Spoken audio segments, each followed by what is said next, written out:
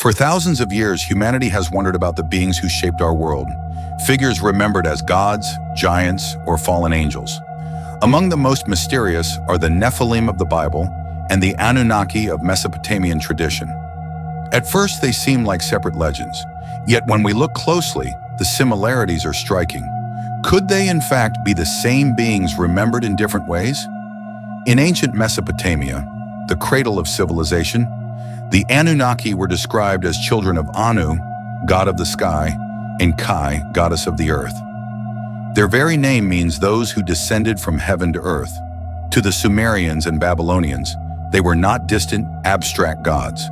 They were present, powerful, and active. Clay tablets describe them as teachers and creators. They introduced agriculture, writing, mathematics, astronomy, and law, the very building blocks of civilization. To humanity, they were saviors and guides, yet they were also feared. They could unleash floods, storms, and plagues when disobeyed. Their pantheon reflected both sides of their nature. Enlil, lord of the storm, ruled with severity.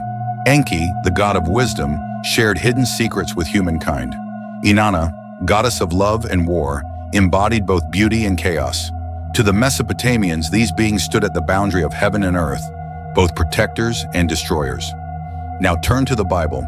In Genesis 6:4 we read, "The Nephilim were on the earth in those days, when the sons of God went to the daughters of men and had children by them.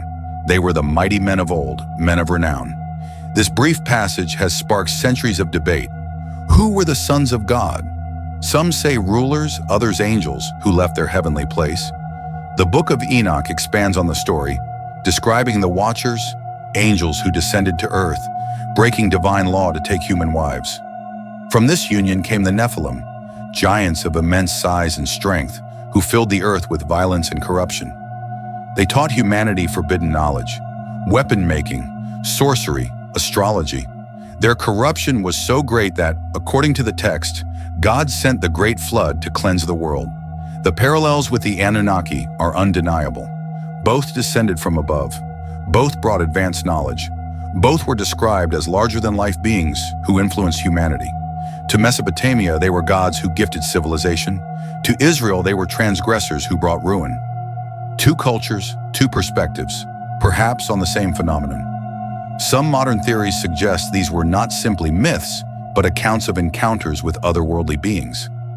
Ancient astronaut theorists argue the Anunnaki were visitors from another world, advanced beings whose arrival sparked humanity's leap forward.